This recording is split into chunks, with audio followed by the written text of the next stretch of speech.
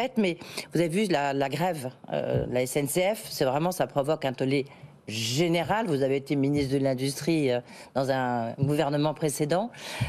Tollé général, 2 TGV sur 5. Vous vous dites quoi? Vous vous dites, est-ce que c'est encore acceptable aujourd'hui, alors que les Français, ils ont envie de se changer les idées? Alors, je comprends très bien que les Français aient envie de changer les idées. On a passé une année 2022 qui n'était pas si simple. Après des années 2020 et 2021, on a connu des successions de confinements. C'est le dialogue social qui doit trouver la voie. Vous savez que oui, mais qu'il n'a pas trouvé. Dans un mouvement social qui oppose une direction et ses salariés. Le ministre Clément Beaune est à la manœuvre pour faire en sorte que ce dialogue social soit facilité. Et l'enjeu, c'est effectivement, comme le week-end dernier, de faire le maximum pour qu'on n'ait pas un week-end de galère. On l'a, il y a 200 000 Français qui n'ont pas de train pour aller en famille fêter Noël.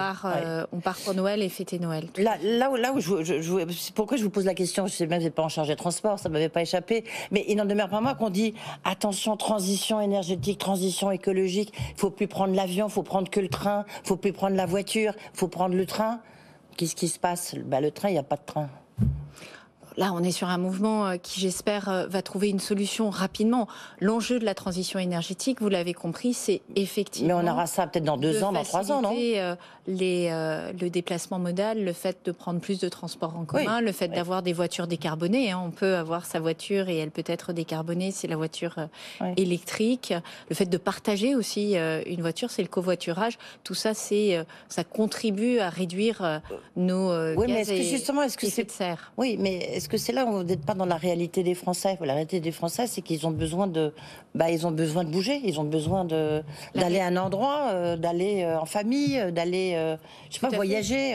La question de la mobilité, elle est essentielle, elle est au cœur de la transition énergétique. D'abord qu'il n'y ait pas de grève. C'est comment on fait aujourd'hui pour permettre des mobilités qui soient plus douces. Mais il y a des solutions, Edwige Chevrillon, vous le savez. Écoutez, si vous en avez, là c'est le moment de le dire. Peut-être que ça pourra marcher pour demain ou pour le week-end d'après, si vous avez des solutions. Je pense qu'il ne faut pas opposer un mouvement social qui est dans un moment où vous avez de l'inflation, où moi j'appelle, comme Bruno Le Maire, comme le gouvernement, les entreprises qui peuvent à augmenter les salaires parce que c'est une réalité très de fin du mois pour les Français, et de l'autre côté un mouvement de transformation des 20 prochaines années qui doit nous amener à aller vers d'accord, mais enfin, le quotidien des Français, le quotidien des Français, c'est pas simple. Et le jour où il y aura une grève dans les avions, vous nous direz c'est probablement un signal pour la transition énergétique. Et je pense qu'on sera d'accord pour dire que c'est pas si simple et que l'enjeu c'est de décarboner tous les transports. Mais là on se rend compte. Regardez, décarboner tous les transports. Qu'est-ce qui se passe? Vous avez vu les déclarations de Carlos Tavares, le patron de Stellantis, il dit tiens, pour avoir des voitures électriques pour tout le monde, pour les classes moyennes, moi je sais pas faire. Donc je vais sans doute importer d'Inde, mais Citroën. Ce que fait déjà Dacia, filiale de Renault, de Chine. Donc les voitures électriques, c'est comme de trouver un scooter électrique, ça n'existe pas, c'est forcément, quasiment que des scooters chinois. Donc vous voyez, c'est là où on se demande s'il y a eu un peu un plan d'ensemble. Oui, il y a un plan d'ensemble. D'abord, moi j'entends ce que dit Stellantis, c'est pas la réalité de tous les producteurs de voitures électriques en Europe. Deuxièmement, vous le savez, la 208 elle n'est pas produite en France, la Clio elle n'est pas produite en France non plus. Donc ce qui est important pour nous, et nous y avons travaillé, c'est de remettre la production de voitures électriques. Je pense notamment à 3008, à la 5008, à tous ces modèles-là qui sont aujourd'hui produits en France. C'est de la réindustrialisation, c'était pas une situation qui était gagnée. C'est de produire des batteries électriques en France. Nous avons donc vous lui dites que vous n'avez qu'à les produire en France, c'est pas les produire en Inde. Non, ce que je dis, c'est que dans tous les modèles de voitures, aujourd'hui notre enjeu, c'est de remettre de la valeur ajoutée en France. Et c'est ce que nous faisons.